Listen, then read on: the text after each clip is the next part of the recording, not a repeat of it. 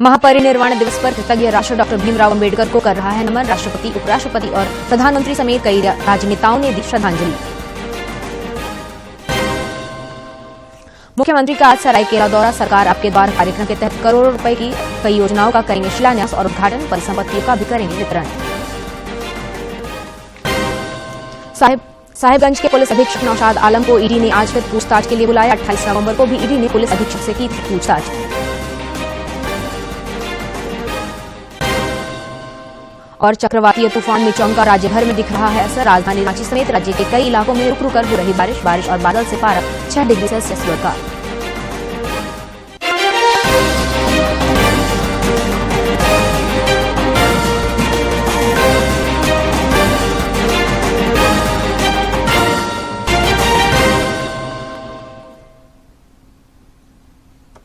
नमस्कार, खबरें झारखंड में आपका स्वागत है। मैं हूं कामिनी और अब समाचार विस्तार से। कृतज्ञ राष्ट्र आज भारत रत्न बाबा साहेब डॉक्टर भीमराव अंबेडकर को उनके 68वें महापरिनिर्वाण दिवस पर श्रद्धांजलि अर्पित कर रहा है। बाबा साहेब डॉक्टर अंबेडकर न केवल एक उत्कृष्ट बुद्धिजीवी, प्रकांड विद्वान, सफल राजनीतिज्ञ, कानूनविद, अर्थशास्त्री और जनप्रिय नायक थे, उन्हें शोषितों, महिलाओं और गरीबों का मुक्तिदाता भी कहा जाता है। सामाजिक न्याय के लिए संघर्ष का प्रतीक कहे जाने वाले डॉक्टर अंबेडकर ने सामाजिक, आर्थिक और राजनीतिक क्षेत्रों में लोकतंत्र की वकालत की थी। एक मजबूत राष्ट्र के निर्माण में डॉक्टर अंबेडकर का योगदान अतुलनीय है। 14 अप्रैल 1891 को मध्य प्रदेश के महू में जन्मे डॉक्टर भीमराव अंबेडकर के पिता सूबेदार रामजी मालोजी सकपाल ब्रिटिश सेना में सूबेदार थे। स्कूली शिक्षा के दौरान ही बाबा साहेब अस्पृश्यता के अभिशाप से पीड़ित हुए।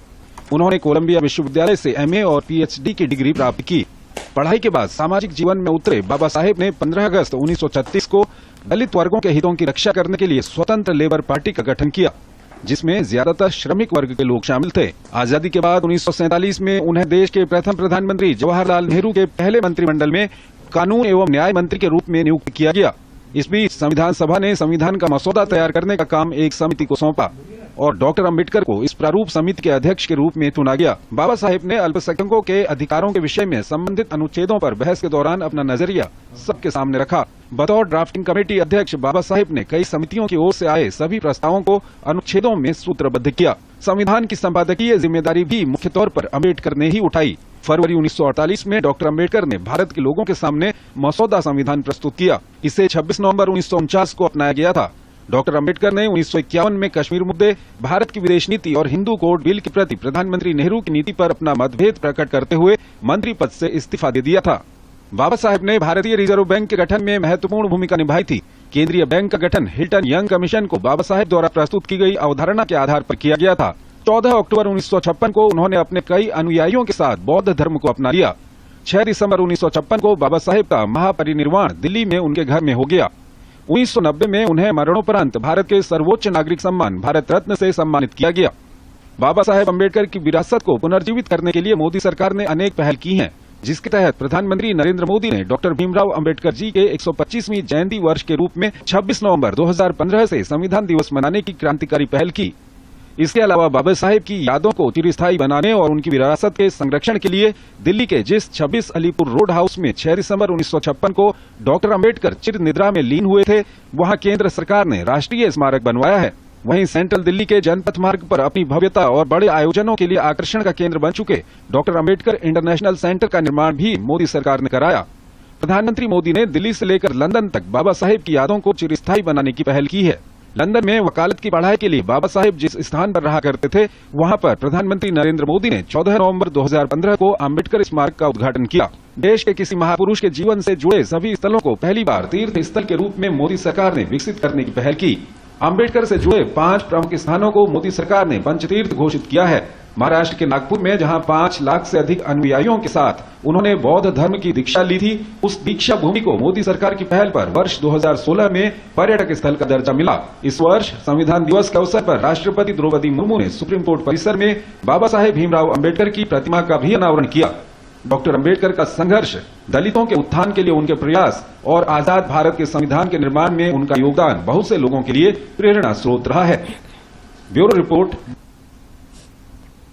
महापरिनिर्वाण दिवस पर राष्ट्रपति द्रौपदी मुर्मू और उपराष्ट्रपति जगदीप धनखड़ समेत कई राजनेताओं ने संसद भवन परिसर में बाबा साहेब की प्रतिमा पर पुष्पांजलि अर्पित कर उन्हें श्रद्धांजलि अर्पित की। महापरिनिर्वाण दिवस के मौके पर आज का दिन बेहद अहम। यहाँ पर तमाम गणमान्य मौजूद, राष्ट्रपति द्रौपदी मुर्मू, उपराष्ट्रपति प्रधानमंत्री नरेंद्र मोदी, लोकसभा स्पीकर ओम बिरला, केंद्रीय मंत्री अर्जुन राम मेघवाल को भी आप देख सकते हैं। तमाम अन्य सांसद मौजूद हैं, गणमान्य मौजूद हैं आज के इस कार्यक्रम के लिए। श्रद्धा सुमन अर्पित करती हुई महामहिम राष्ट्रपति द्रौपदी मुर्मू संसद परिसर में जो महापरिनिर्वाण दिवस का आयोजन किया गया उसके उपलक्ष्य में बाबा साहब अम्बेडकर को पूरा कृतज्ञ राष्ट्र आज कर रहा है नमन। राष्ट्रपति द्रौपदी मुर्मू ने भी अर्पित किए श्रद्धा सुमन। प्रधानमंत्री नरेंद्र मोदी ने भी महापरिनिर्वाण दिवस पर संसद भवन परिसर में बाबा साहेब डॉक्टर भीमराव अम्बेडकर को श्रद्धांजलि अर्पित की। अर्पित किए।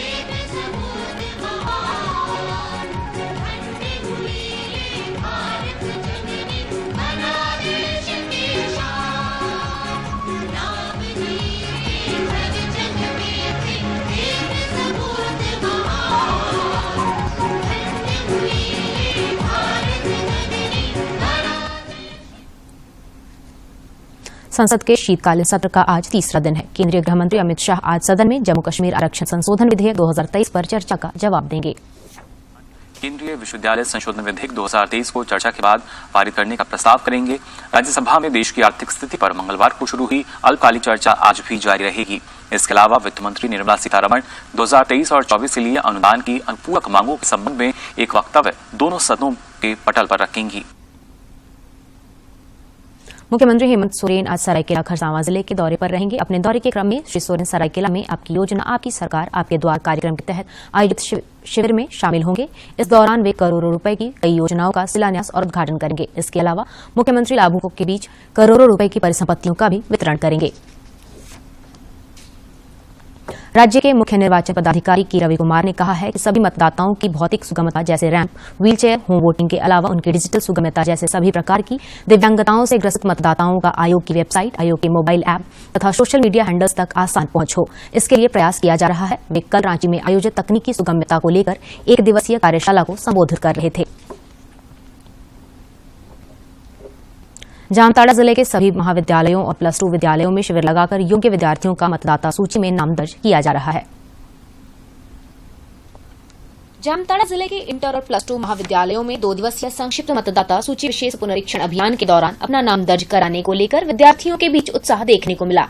छात्र छात्राओं ने शिविर में फॉर्म 6 भरकर अपना नाम मतदाता सूची में दर्ज कराने को लेकर उत्सुक दिखे। इस बार मेरा वोटर कार्ड बन गया तो आने वाले 2024 में मैं वोट दूंगा, तो इस बात को जानने के बाद मुझे बहुत खुशी हो रही है। मुझे बहुत खुशी है कि हम पहली बार 2024 में हम वोट देंगे। मेरा वोटर आई डी बन चुका है, वोटर कार्ड बन गया है, मुझे बहुत खुशी है। वोटर कार्ड बन गया है, अब हम मतदान देंगे, बहुत खुशी है हमको। इस अभियान के दौरान छात्र छात्राओं को लोकतंत्र में मतदान के महत्व की जानकारी के प्रति जागरूक भी किया गया।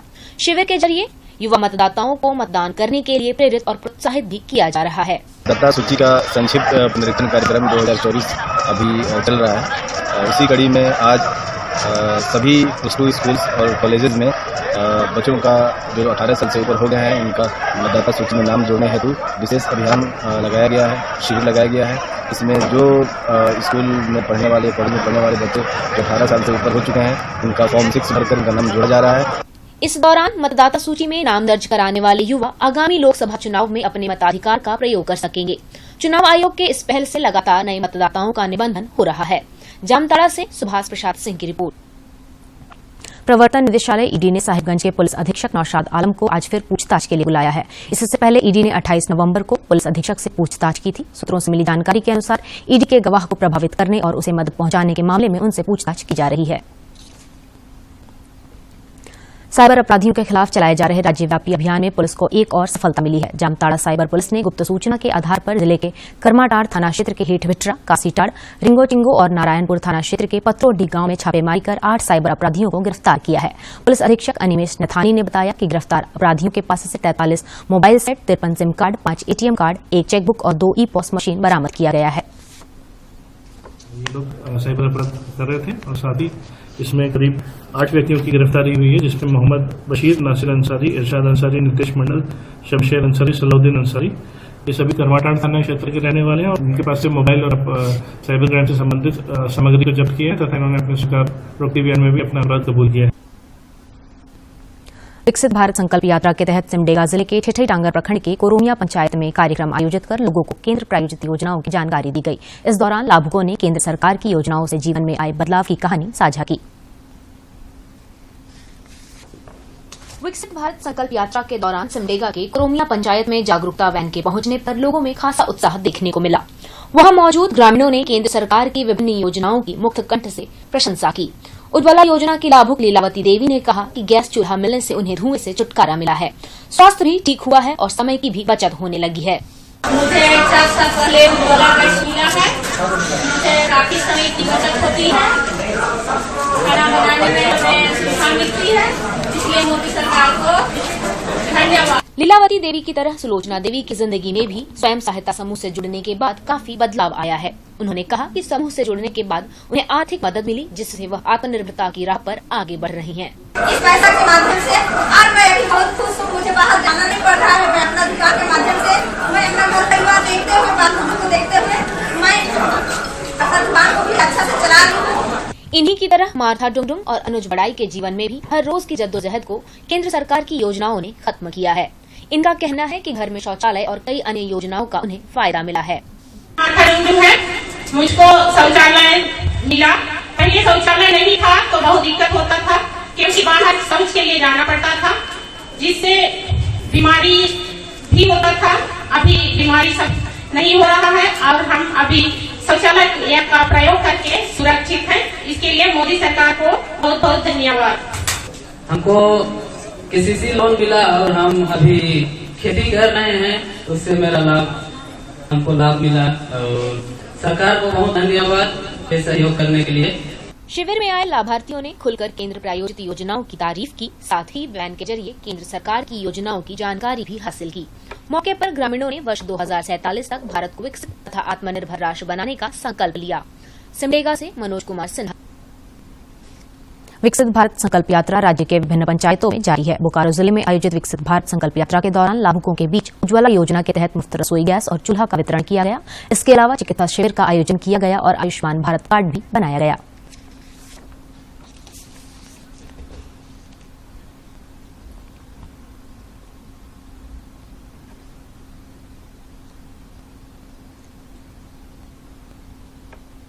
भारतीय जनता पार्टी ने राष्ट्रीय राजपूत करनी सेना के अध्यक्ष सुखदेव सिंह गोगामोड़ी की हत्या की निंदा की है। पार्टी के प्रदेश प्रवक्ता प्रतुल शाहदेव ने पत्रकारों से बातचीत में कहा कि राजस्थान की निवर्तमान सरकार की गिरती विधि व्यवस्था का यह जीता जागता उदाहरण है। की हत्या से मैं स्तब्ध हूँ, व्यथित हूँ, मर्माहत हूँ और मेरी पूरी पार्टी इस घटना की निंदा करती है। और हमारा मानना है कि राजस्थान सरकार ने पिछले 5 वर्षों से जिस तरीके से विधि व्यवस्था की तार तार कर दिया था, पूरा सिस्टम कोलैप्स कर दिया था, अपनी सरकार ने जाते जाते एक वीर सामाजिक योद्धा की बलि ले ली। हम राजस्थान पुलिस से मांग करते हैं कि अविलंब गोगामेड़ी जी के हत्यारों की गिरफ्तारी हो और उनको फास्ट ट्रैक कोर्ट के जरिए फांसी की सजा दिलाए। आगामी 23, 24 और 25 दिसंबर को एकल अभियान के तहत गौ ग्राम कुंभ का आयोजन धनबाद में किया जाएगा। एकल अभियान के राष्ट्रीय उपाध्यक्ष केदारनाथ मित्तल ने बताया कि यह कार्यक्रम गौ हत्या को रोकने एवं बूढ़ी गायों की घर वापसी के लिए आयोजित किया जा रहा है। उन्होंने बताया कि पहले दिन देश विदेश से आने वाले गौ सेवकों को 4 जिले के 100 ग्रामीण क्षेत्र में प्रवास कराया जाएगा। स्लॉटरिंग जो है, कसाई खाने तभी बंद होंगे जब वो गायें हमारी किसान भाइयों के यहाँ सुरक्षित रहेंगी। और वो किसान भाई गाय कब रखेंगे? जब उसके पास से उसको फायदा मिलेगा, तो हमारी माताओं बहनों को उससे फायदा होगा, आर्थिक स्थिति उनकी सुदृढ़ होगी और गोबर गोमूत्र के आधार पर आधारित खेती होगी, तभी हमारी गोमाताएं। किसानों को आत्मनिर्भर बनाने के उद्देश्य से प्रति एकड़ 5,000 रुपए सहायता देने की रघुवर सरकार की योजना को हेमंत सरकार द्वारा बंद कर दिए जाने से बोकारो जिले के किसानों में आक्रोश व्याप्त है। भाजपा किसान मोर्चा रघुवर सरकार की योजना को पुनः चालू करने की मांग को लेकर आंदोलन करने की तैयारी कर रही है। बोकारो जिले के अलग अलग गांव के छोटे और मझौले किसान ज्योतिलाल सोरेन और गोविंद टुडू ने कहा कि मोदी सरकार किसानों को 3 किस्त में दिए जा रहे 6,000 रुपए ही उनका सहारा है। उन्होंने कहा कि रघुवर सरकार की योजना आज लागू रहती तो किसी भी किसान का खेत खाली नहीं रहता। खासकर बीज खरीदने के लिए, खाद खरीदने के लिए और खेती से संबंधित बहुत सारे जरूरत होते हैं, उसको पूरा करने में बहुत सारी दिक्कतें होती थी। जब मोदी जी केंद्र सरकार में आए तो हम लोगों के लिए चिंता की और उन्होंने हम लोगों की सहायता के लिए 6,000 रुपया सालाना देने का काम किया। मोदी सरकार हम लोग को 6,000 रुपया सालाना दे रही है, उसी में हम लोग बीज वगैरह लेते हैं, उसी में हम लोग राहत है और किसान जितेंद्र मुर्मू एवं राजेंद्र महतो का कहना है कि पैसे की तंगी के कारण उनके खेत खाली रह जा रहे हैं। मोदी सरकार द्वारा 6,000 रुपए नहीं दिए जाते तो छोटे किसानों के सामने भूखमरी की स्थिति उत्पन्न हो जाती। उन्होंने कहा कि हेमंत सरकार ने खुद तो किसानों को कुछ नहीं दिया बल्कि किसानों के हित की योजना को बंद कर दिया। मैं एक छोटा मोटा किसान हूँ। हम किसानों के लिए पूर्व का जो झारखंड के पूर्व का जो सरकार रघुवर सरकार था, उस समय प्रति एकड़ 5,000 रुपया और 5 एकड़ में 25,000 रुपया सालाना मिलता था। मुख्यमंत्री जी के द्वारा प्रत्येक एकड़ में 5,000 रुपया सहयोग मिलता था और 5 एकड़ में 25,000 मिलता था। वो सहयोग बंद हो जाने के कारण हम लोगों को खेती करने में कठिनाई का सामना करना पड़ता है। इधर भाजपा किसान मोर्चा रघुवर सरकार की योजना को पुनः चालू करने की मांग को लेकर आंदोलन करने की तैयारी कर रही है। किसान मोर्चा के पदाधिकारी और कार्यकर्ता गांव-गांव घूमकर किसानों को राज्य सरकार के खिलाफ एकजुट कर रहे हैं। भाजपा किसान मोर्चा के प्रदेश महामंत्री अर्जुन सिंह ने कहा कि हेमंत सरकार अपने आप को गरीबों का सरकार बताती है, लेकिन किसानों के लिए कुछ नहीं कर रही। रघुवर दास जी के द्वारा किसानों के हित में अच्छी खेती हो, इसके लिए प्रति एकड़ 5,000 रुपए, 5 एकड़ के लिए 25,000 रुपए सालाना मिल रहा था। भाजपा किसान मोर्चा किसानों के बीच जा रही है। श्री सिंह ने कहा कि रघुवर सरकार की योजना को पुनः चालू करने को लेकर मोर्चा द्वारा आंदोलन किया जाएगा। बोकारो से मनोज कुमार की रिपोर्ट। और अब जानते हैं मौसम का हाल। चक्रवाती तूफान मिचोंग आंध्र प्रदेश के उत्तर दिशा की ओर बढ़ रहा है। मौसम विभाग ने बताया है कि चक्रवाती तूफान के कमजोर होने की संभावना है और यह आज शाम कम दबाव के इलाके में पहुंच सकता है। पूर्वी गोदावरी, पश्चिम गोदावरी, कोनसीमा और काकीनाडा में भारी बारिश हुई है। चेन्नई में भारी बारिश के कारण जल भराव की स्थिति पैदा हो गई है। जल भराव वाले इलाकों में फंसे लोगों को बचाने के लिए नावों और ट्रैक्टर का इस्तेमाल किया गया। बारिश से प्रभावित क्षेत्रों में राहत कार्यों को अंजाम देने के लिए कई टीमें भी बनाई गई हैं। चक्रवाती तूफान मिगजॉम से उत्पन्न होने वाले मुश्किल हालातों से निपटने के लिए एनडीआरएफ और एसडीआरएफ की टीमों को तमिलनाडु, आंध्र प्रदेश और पुडुचेरी में तैनात किया गया है। सेना के जवान भी राहत और बचाव अभियान में जुटे हुए हैं। इधर झारखंड में भी चक्रवात मिचोंग का असर दिखा जा रहा है। चक्रवात के कारण राजधानी रांची समेत राज्य के कई इलाकों में अहले सुबह से रुक रुक कर हल्की बारिश हो रही है। रांची स्थित मौसम विज्ञान केंद्र के वरिष्ठ वैज्ञानिक अभिषेक आनंद ने बताया कि आज और कल राज्य में बारिश के आसार हैं।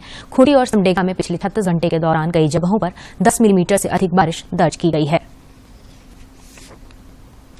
और अब राज्य के विभिन्न जिलों की महत्वपूर्ण खबरों पर डालते हैं नजर फटाफट अंदाज में।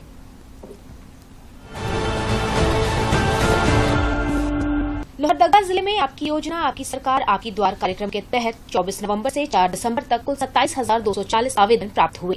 इनमें से अब तक 5,196 आवेदन निष्पादित किया जा चुका है। वहीं 31 आवेदन विभिन्न कारणों से निरस्त कर दिए गए। पलामू जिले में आज विभिन्न प्रखंडों एवं नगर निकाय क्षेत्रों में सरकार आपके द्वार कार्यक्रम के तहत शिविरों का आयोजन किया जा रहा है। जिले के उपायुक्त ने लोगों से अधिक संख्या में अपने नजदीकी शिविर में पहुंचकर सरकार की कल्याणकारी योजनाओं का लाभ उठाने की अपील की है। देवघर जिले में आपकी योजना आपकी सरकार आपके द्वार कार्यक्रम के तहत विभिन्न पंचायतों में विशेष शिविर का आयोजन किया गया। इस दौरान ऑन द स्पॉट कई समस्याओं का समाधान किया गया और कई समस्याओं को संबंधित पदाधिकारियों को अग्रसर किया गया। पश्चिमी सिंहभूम जिले में सरकार आपके द्वार कार्यक्रम के तहत 9 पंचायतों और एक शहरी वार्ड में आयोजित शिविर में विभिन्न विभागों के माध्यम से 22 स्टॉल लगाकर सरकार की कल्याणकारी योजनाओं का लाभ दिया गया।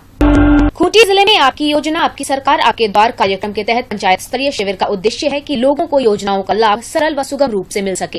कर्रा प्रखंड के पंचायत स्तरीय शिविर में किशोरियों को सावित्रीबाई फुले किशोरी समृद्धि योजना का लाभ दिया गया। पूर्वी सिंहभूम पोटका प्रखंड के मानपुर पंचायत में आयोजित सरकार आपके द्वार कार्यक्रम के तहत विशेष शिविर का आयोजन 7 दिसंबर को किया जाएगा। इसमें मुख्यमंत्री हेमंत सोरेन मुख्य अतिथि के रूप में शामिल होंगे। इससे लेकर तैयारियों को अंतिम रूप दिया जा रहा है। रांची जिले के बुंडू अनुमंडल के दशम फॉल थाना क्षेत्र के रांची टाटा रोड NH 33 पांचा गांव के पास एक ट्रैक्टर अनियंत्रित होकर डिवाइडर से टकराते हुए पलट गई। ट्रैक्टर पलट जाने से एक व्यक्ति की मौत हो गई तथा 6 लोग घायल हो गए। सभी घायलों के बेहतर इलाज के लिए अस्पताल में भर्ती कराया गया है। चुनाव आयोग की पहल पर जामताड़ा जिले के सभी महाविद्यालय एवं +2 विद्यालयों में शिविर का आयोजन कर योग्य छात्राओं का नाम मतदाता सूची में दर्ज किया जा रहा है। जिले के इंटर महाविद्यालय एवं +2 विद्यालयों में 2 दिवसीय संक्षिप्त मतदाता सूची विशेष पुनरीक्षण अभियान के दौरान नाम दर्ज करने को लेकर योग्य छात्राओं के बीच उत्साह देखा गया।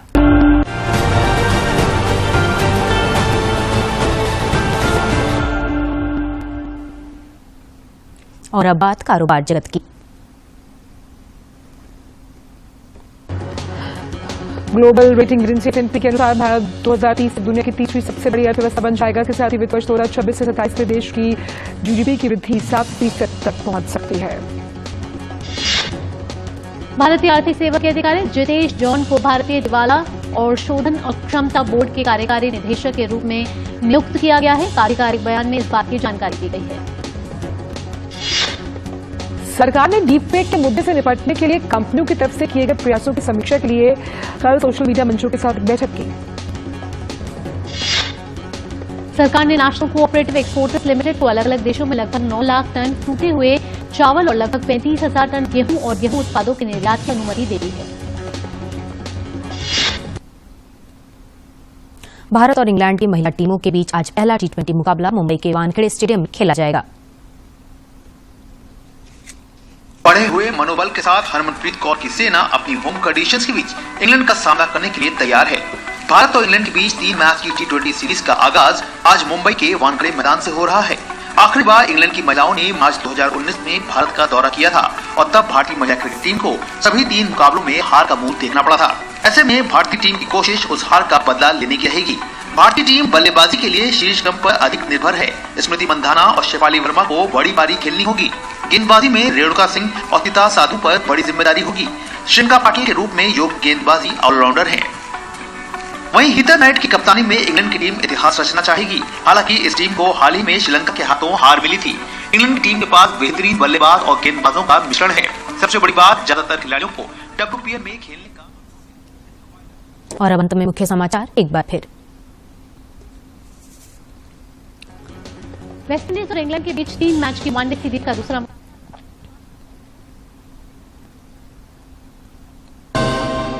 महापरिनिर्वाण दिवस पर कृतज्ञ राष्ट्र डॉक्टर भीमराव अंबेडकर को कर रहा है नमन। राष्ट्रपति, उपराष्ट्रपति और प्रधानमंत्री समेत कई राजनेताओं ने दी श्रद्धांजलि। मुख्यमंत्री का सरायकेला दौरा। सरकार आपके द्वार कार्यक्रम के तहत करोड़ों रुपए की कई योजनाओं का करेंगे शिलान्यास और उद्घाटन। परिसंपत्तियों का भी करेंगे वितरण। साहिबगंज के पुलिस अधीक्षक नौशाद आलम को ईडी ने आज फिर पूछताछ के लिए बुलाया। 28 नवंबर को भी ईडी ने पुलिस अधीक्षक से की थी पूछताछ।